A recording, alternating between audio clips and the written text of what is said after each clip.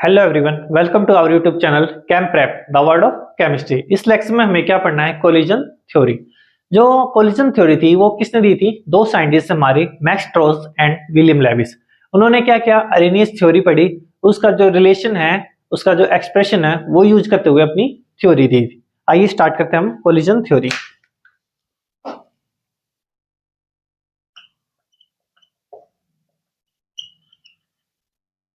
किसने किसने दी थी ये? दो साइंटिस्ट, एक Max Strauss and William Levi's.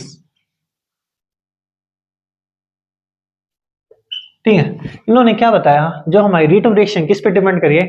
Collision frequency. अब हम देखते हैं हम कोलिजन फ्रीक्वेंसी क्या होती है। हमें पता था जो हमारे रिएक्टेंट है वो, मान लो ए और बी हमारे कन्वर्ट हो रहे हैं प्रोडक्ट में। ठीक है, जो हमारे ए और बी हैं वो क्या हो रहे हैं? प्रोडक्ट में कन्वर्ट हो रहे हैं। तो मान लो हमने 5 मोल ए ले लिए, 5 मोल हमने बी ले लिया। तो आपने पता होगा एक मोल के अंदर कितने मॉलिक्यूल्स होते हैं? Avogadro number molecules. मतलब 5 मोल के अंदर कितने हो गए? 5 गुना 6.023 इंटू 10 की पावर 23 मॉलिक्यूल्स। इतने सारे मॉलिक्यूल्स हैं। जो ए के भी इतने हैं, बी के भी इतने हैं। वे आपस में ए और बी क्या करते हैं? आपस में ऐसे कोलाइड करते हैं। कोलाइड मतलब ऐसे टकराते हैं। ठीक है, तो एक मॉलिक्यूल इधर टकरा रहा है, एक मॉलिक्यूल इधर, एक मॉलिक्यूल इधर, एक मॉलिक्यूल इधर। ऐसा आपने बीकर में ए और बी मिक्स कर दिए, उनके मॉलिक्यूल आपस में टकरा रहे हैं। कोलिजन करने के बाद वे क्या कर रहे हैं? प्रोडक्ट फॉर्म कर रहे हैं। क्या कर रहे हैं? पुराना बॉन्ड तोड़ रहे हैं, नया बॉन्ड की फॉर्मेशन कर रहे हैं। तो आप ये देखो कोलिजन फ्रीक्वेंसी क्या होती है? नंबर ऑफ कोलिजन पर सेकंड पर यूनिट वॉल्यूम। ठीक है, मतलब आपने एक यूनिट वॉल्यूम ले ली, इसके अंदर नंबर ऑफ कोलिजन पर सेकंड कितने हो रहे हैं। ठीक है, तो अगर नंबर ऑफ कोलिजन क्या होंगे? ज्यादा होंगे तो ज्यादा बॉन्ड टूटेंगे, फिर ज्यादा बॉन्ड फॉर्मेशन होंगे। तो हमारी रिएक्शन होगी वो क्या होगी? रेट ऑफ रिएक्शन ज्यादा होगी। तो रेट ऑफ रिएक्शन इसने क्या बताई? रेट किसकी इक्वल है? To Z A B. ये क्या है? Collision frequency e power minus E a by R T. ये सारा रिलेशन किसने दिया था? अरेनियस ने। उसने क्या बता दिया था? यहाँ पे एक कांस्टेंट है। तो इन्होंने बताया ये एक कांस्टेंट किस पे डिपेंड है? हमारा जेड एपी, कोलिजन फ्रीक्वेंसी पे। ठीक है, अब हमने कोलिजन फ्रीक्वेंसी की बात कर ली।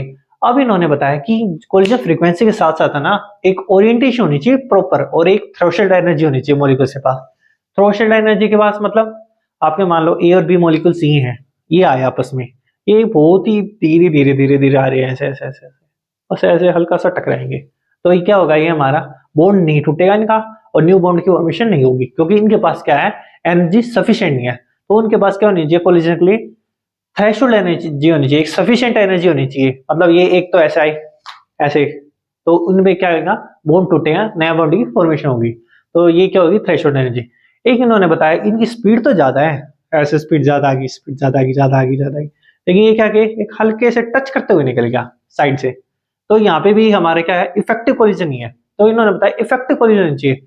इफेक्टिव के लिए एनर्जी उसकी प्रॉपर होनी चाहिए, थ्रेशोल्ड एनर्जी होनी चाहिए, मतलब पूरी अच्छी स्पीड से आए। और क्या हो रहा है? उनका ओरिएंटेशन अच्छा होना चाहिए। एक तो ये ऐसे टकराए स्पीड में आते ऐसे, और एक ऐसे ऐसे करके टच करके निकल जाए। जो टच करके निकलेंगे उसमें जो रिएक्शन है रेट वो क्या होगी? कम होगी। लेकिन जब ये ऐसे डायरेक्ट टकरा रहे हैं अच्छे से स्पीड से, तो क्या होगी? हमारी रेट ऑफ रिएक्शन क्या होगी? ज्यादा होगी। ठीक है, तो इसने क्या बताया था? हमारा ये किस पे डिपेंड कर रहा है? ओरिएंटेशन पे। तो इसके अंदर क्या हो गया? एक ओरिएंटेशन फैक्टर ऐड कर दिया। तो हमारा क्या हो गया? Rate is equal to P, एक है प्रोबेबिलिटी एक by R T.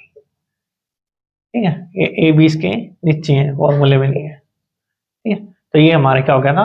Collision frequency से हमारा फॉर्मूला हो गया था। अब हम क्या करते हैं? एक रिएक्शन की हेल्प से देखते हैं। और आपकी एनसीईआरटी में रिएक्शन दी होगी CH3 हमारा Br plus OH negative CH3OH plus Br negative. ठीक है, तो हमारे पास ये क्या है? C और CH ये क्या है? Br। ठीक है, तो ये क्या हमारे Br पे क्या आएगा? डेल्टा नेगेटिव, डेल्टा पॉजिटिव, और OH क्या है? नेगेटिव। ठीक है, OH नेगेटिव है, इसे क्या करना है? कार्बन के पास आना है, इसे निकलना है। अब इसके बाद दो पॉसिबिलिटी है। एक तो ये क्या करे?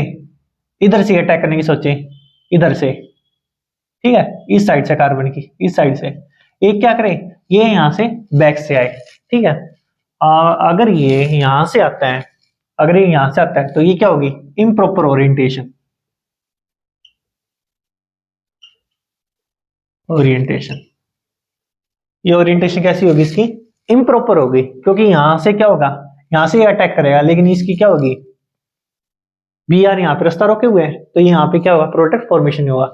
अगर ये यहाँ की बजाय कहां से आए, ऐसे घूम के बैक से आए, तो बैक पे क्या है, हमारी जगह बची हुई है, क्योंकि एस तो क्या है, यहाँ से प्लेन से बाहर है, ठीक है, यहाँ पे जगह है, तो ये क्या बना लेगा, प्रॉपर ओरिएंटेशन हो तो ओरिएंटेशन,